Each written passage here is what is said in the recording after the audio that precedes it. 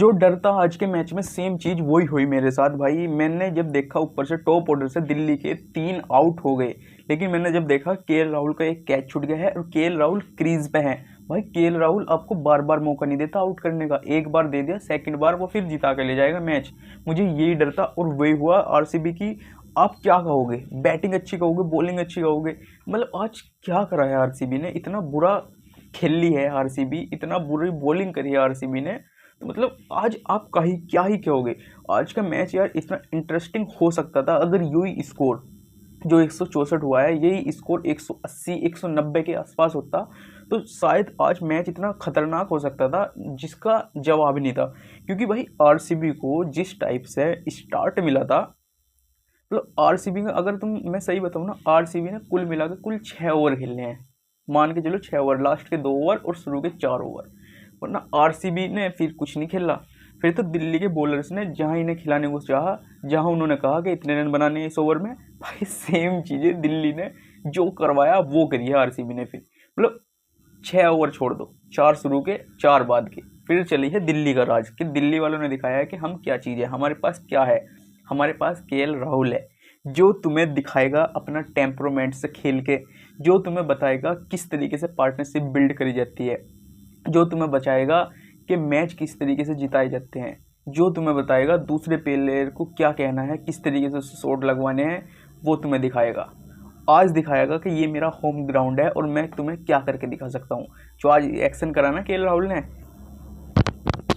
उससे पता चलता है कि भाई केएल राहुल का होम ग्राउंड है और वो दिखाता है कि भाई मैं बचपन से खेल रहा हूँ यहाँ, तो तुम मुझे कैसे ही दबोगे यहाँ पे। तो भाई केएल राहुल ने दिखाया है जो मैच एक समय पे लग रहा था कि आरसीबी जीत सकती है, वैसे मुझे तो नहीं लगा, लेकिन जो प्रेडिक्शन को लग रहा था कि आरसीबी जीत सकती है, वही मैच केएल राहुल उनके फिर मुंह से निकाल के लाए हैं। अगर जीत सकती थी, वैसे मुझे नहीं लगा जीत सकती थी, क्योंकि आप देखो इनके दिल्ली के जब शुरू के 3 विकेट गिरे हैं तो किस तरीके से आउट हुए हैं, सारे एक ही तरीके से आउट हुए हैं, सारे के सारे प्लेयर एक ही तरीके से, मतलब बॉलर ने कुछ नहीं करा, बॉलर्स ने कुछ नहीं करा। आप कहोगे क्रेडिट कर रहा है बॉलर का, लेकिन नहीं भाई, सोचना पड़ेगा आपको। बॉलर्स ने कुछ नहीं करा, सारा काम करा है तुम्हारे जो दिल्ली के बैटर्स थे, उन्होंने अपनी विकेट तीनों फेंक के गए थे शुरू में जो पावर प्ले में गिरी, वहीं पे वही काम सेम केएल राहुल का भी हो गया था, फंस गए थे वे भी। वो तो अनफॉर्चुनेटली भाई हाथ से कैच छिटक गया पाटीदार के, वरना और मजा आ जाता भाई अगर केएल राहुल भी आउट हो जाते, फिर मैं मान सकता था कि हाँ भाई अब टक्कर का मुकाबला होगा। लेकिन वही है ना भाई, केएल राहुल क्यों इतना बेस्ट प्लेयर है, वो आपको बार बार करके दिखाता है। और जो उसने स्टब्स को भी कहा कि भाई प्लीज़ आराम आराम से खेल के चलते हैं, कोई दिक्कत नहीं है, बड़ा स्कोर होगा, मैं खुद देखूंगा आगे से, मैं खुद मार के देखूंगा, तुम भाई प्यार से खेल लो, कोई दिक्कत नहीं है। तो भाई एक समय पे 11 12 13 14 ओवर तक इतना बढ़िया चल रहा था, 10 के एवरेज का, मतलब 10 का रन रेट चल रहा था कि 10 के आसपास का रन रेट चाहिए। तो ये तो मेरा पक्का मानना हो रहा था कि भाई अगर कुछ भी नहीं तो लास्ट के ओवर तक तो मैच जाना चाहिए, मज़ा आ जाएगा फिर तो अगर लास्ट के ओवर तक चला गया। लेकिन फिर आती है भाई हल्की सी बारिश, जिसे कहते हैं गेम चेंजिंग, असली गेम चेंज होता है वहाँ से। और केएल राहुल को दिखता है जब डीएलएस मेथड से अगर जीतना है तो 15 ओवर के अंदर 115 रन चाहिए और 4 विकेट से ज़्यादा न होने चाहिए। और ये थे शायद समथिंग 98 99 के आसपास थे 14 ओवर तक, शायद इतने ही थे।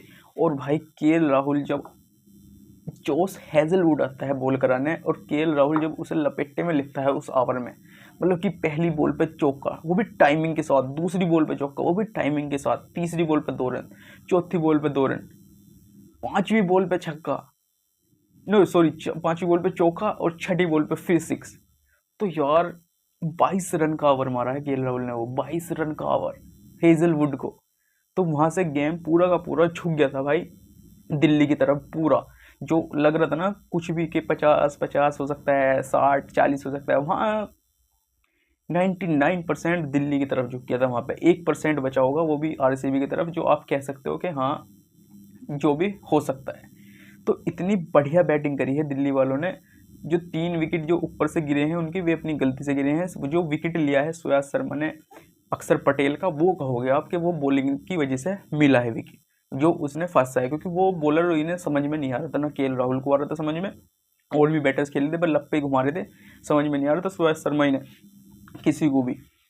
तो मैच बहुत अच्छा हो सकता था, वही कहा ना मैंने, अगर ये मतलब जब आपकी टीम आरसीबी टीम ने 3 ओवर में 53 रन कर लिए, 53 रन 3 ओवर में।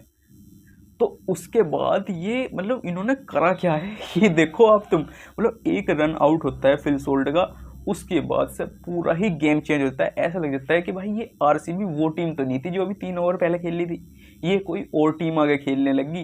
क्योंकि यही हुआ ना भाई, जब 3 ओवर पे आप 53 रन स्कोर कर दो तो आपके 200 तो कहीं नहीं गए। अगर तुम टुटमुट भी करके खेल लो, अगर एक ओवर में 8-10 रन मार के भी खेल लो तो आपके 200 तो कहीं नहीं गए।